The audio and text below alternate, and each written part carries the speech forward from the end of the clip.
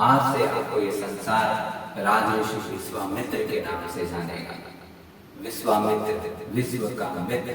दोस्तों, हमारे जीवन का कोई परिभाषा नहीं है। समय इतना बलवान है कि हमारे जीवन में कुछ भी कभी भी हो सकता है। आपने तो सुना ही होगा, सुनहु भरत भावी प्रबल, बिनती कहेउ मुनिनाथ, हानि लाभु जीवनु मरनु, जसु अपजसु विधि हाथ। दोस्तों, आज की कथा तो एक ऐसे राजा की है जिसका जन्म तो क्षत्रिय कुल में हुआ, लेकिन समय ने उसे ब्रह्म ऋषि बना दिया। वो भी ऐसा ब्रह्म ऋषि जिसने खुद ही अपनी एक नई सृष्टि रच डाली। स्वागत है आपका एक नई रोचक कथा के साथ, स्टोरीज ऑफ हिंदू ओरिजिन में। कान्यकुब्ज के राजा गाधी और उर्वी के पुत्र कौशिक हुए, जिन्हें विश्वरथ और विश्वामित्र के नाम से भी जाना जाता है। वे परशुराम के पिता जमदग्नि के मामा थे। एक समय राजा कौशिक सरक पासा के खेल में अपनी पत्नी से हार गए और उनके हार पर उनकी पत्नी हंसने लगी, जो राजा को अच्छा नहीं लगा और गुस्से में आकर उन्होंने सरक के पासों को तोड़ डाला और राजदरबार चले गए। वहाँ उनके मंत्रियों ने जब उनका जय जयकार किया तो क्रोधित होकर उन्होंने कहा, अब तक मैंने कोई भी जय जयकार वाला कार्य नहीं किया है। उन्होंने मंत्रियों से कहा, सेना तैयार करो, अब हम अपने राज्य का विस्तार करें। और राजा कौशिक 12 वर्ष तक युद्ध करते रहे और राज्यों को अपने अधीन करते रहे। एक बार ऐसे ही एक युद्ध से जीतकर अपने सेना सहित अपने राज्य लौट रहे। इस दौरान एक रात के लिए एक जंगल में उन्होंने डेरा डाला। पास ही में ब्रह्म ऋषि वशिष्ठ का आश्रम था। जब ब्रह्म ऋषि को ज्ञात हुआ कि पास ही में राजा कौशिक अपने सेना सहित ठहरे हैं, तो उन्होंने राजा कौशिक को अपनी सेना सहित उनका आतिथ्य स्वीकार करने के लिए आग्रह किया। राजा कौशिक ने उनका आतिथ्य स्वीकार कर लिया। ब्रह्म ऋषि के पास एक कामधेनु गाय थी जिसका नाम नंदिनी था। ब्रह्म ऋषि वशिष्ठ की आज्ञा से नंदिनी गाय ने पल भर में ही राजा और राजा के सैनिकों के लिए भोजन का प्रबंध कर दिया। ये देखकर राजा कौशिक ने सोचा कि अगर ये गाय मेरे राज्य में रहेगी तो मेरा पूरा राज्य समृद्ध और वैभवशाली हो जाएगा। ये सोचकर उन्होंने ब्रह्म ऋषि से नंदिनी गाय मांगी और करोड़ों गाय और धन संपत्ति देने को कहा, मगर ब्रह्म ऋषि वशिष्ठ ने मना कर दिया और कहा कि ये देवताओं की गाय है और ये मुझे बहुत प्रिय है। तब राजा कौशिक ने कहा, तब तो मैं इसे बलपूर्वक ले जाऊंगा। और उन्होंने अपने सेना को आदेश दिया कि इस गाय को कान्यकुब्ज राज्य ले चलो। राजा के आदेश पर सैनिक गाय को घसीटते हुए ले जाने लगे। ये देखकर ब्रह्म ऋषि वशिष्ठ ने नंदिनी गाय से कहा कि मैं तुम्हारी रक्षा करने में असमर्थ। तब नंदिनी गाय ने कहा, अगर आप आज्ञा दें तो मैं इसी क्षण राजा और राजा के सैनिकों को विनाश कर सकती हूँ। तब ब्रह्म ऋषि वशिष्ठ ने नंदिनी गाय को आदेश दिया कि राजा के 99 पुत्रों और उनके सैनिकों का विनाश कर। बस क्या था, नंदिनी गाय ने अपने तपोबल से करोड़ों अत्यंत मारक पराक्रमी सेनाओं को उत्पन्न कर दिया। उस सेना ने राजा के 99 पुत्रों और सेनाओं को क्षण भर में काट दिया। सिर्फ राजा कौशिक और उनका एक पुत्र जीवित रहा। इस हार से लज्जित राजा कौशिक के अंदर प्रतिशोध की ज्वाला जल उठी। उन्होंने अपना राज्य अपने पुत्र को सौंप दिया और हिमालय पर तपस्या करने चले गए। उन्होंने कठोर तपस्या करके भगवान शिव को प्रसन्न किया। उनसे दिव्य अस्त्रों, संपूर्ण धनुर्विद्या के ज्ञान का वरदान प्राप्त किया।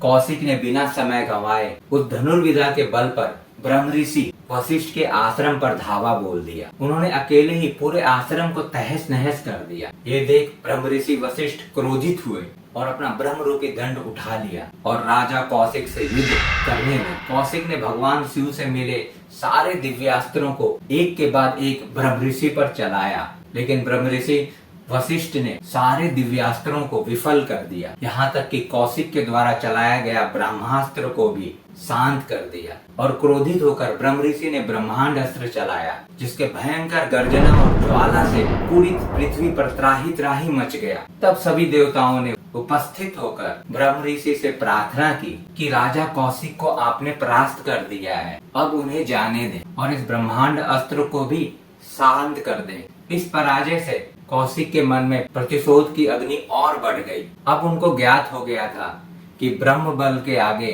क्षत्रिय बल का कोई कीमत नहीं है और उन्होंने ब्रह्म बल प्राप्त करने की ठानी। ऐसा सोचकर कौशिक अपनी पत्नी के साथ फिर तपस्या करने के लिए दक्षिण की ओर चले गए। वहां उन्होंने ब्रह्मा जी की घोर तपस्या की और पूरे 1000 वर्ष की तपस्या के बाद अंत में ब्रह्मा जी ने प्रसन्न होकर राज ऋषि का पद दिया। लेकिन कौशिक को प्रसन्नता नहीं हुई, उनको तो ब्रह्म ऋषि बनना था और उन्होंने फिर से एक बार और घोर तपस्या शुरू कर दी।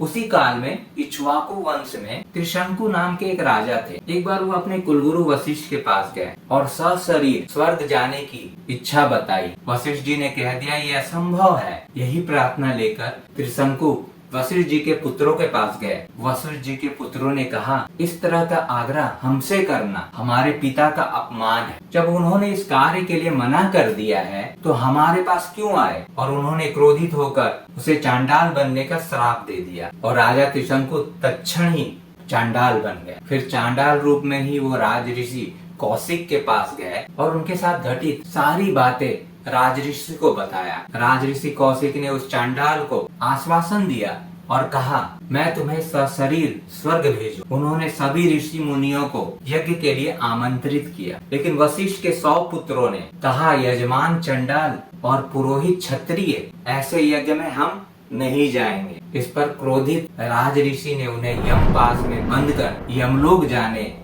और 700 वर्ष तक चांडाल योनि में रहने का श्राप दे दिया। यह देखकर सभी ऋषि मुनियों ने राज ऋषि कौशिक से भयभीत होकर यज्ञ में उनका साथ दिया। यज्ञ समाप्त होने पर राज ऋषि ने सभी देवताओं को अपना यज्ञ भाग ग्रहण करने के लिए आवाहन किया, लेकिन देवताओं ने अपना भाग नहीं लिया। इस पर क्रोधित होकर राज ऋषि ने अपने तप के बल से त्रिशंकु को चांडाल रूप में ही स्वर्ग भेज दिया। उनके तप के बल से त्रिशंकु चांडाल रूप में तेजी से स्वर्ग पहुंच गया।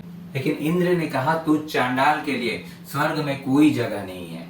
ऐसा कहते ही त्रिशंकु सिर के बल पृथ्वी पर गिरने लगा। गिरते हुए त्रिशंकु ने राज ऋषि कौशिक को पुकार लगाई। त्रिशंकु को गिरता हुआ देखकर राज ऋषि ने उसे वहीं रुक जाने का आदेश दिया। जहाँ त्रिशंकु लटका था वहीं एक नई सृष्टि की रचना शुरू कर दी। नक्षत्र, स्वर्ग और उस स्वर्ग में एक नए इंद्र की कल्पना की, जिससे भयभीत होकर इंद्र सहित सभी देवता राज ऋषि से ऐसा नहीं करने का प्रार्थना करने लगे। राज ऋषि ने कहा ठीक है, मैं दूसरा इंद्र तो नहीं बनाऊंगा, लेकिन ये मेरे द्वारा बनाया गया स्वर्ग मंडल हमेशा रहेगा और त्रिशंकु इस नक्षत्र मंडल में अमर होकर रहेगा। ये देखकर सभी देवताओं ने कहा था आपने जो त्रिशंकु के लिए किया है वो एक मित्र ही कर सकता है, इसलिए आज से ये संसार आपको राज ऋषि विश्वामित्र के नाम से जानेगा। विश्वामित्र, विश्व का मित्र। दोस्तों वीडियो कैसा लगा कमेंट करके जरूर बताएं और शेष कथा दूसरे भाग लाइक सब्सक्राइब जरूर करें। जय माता।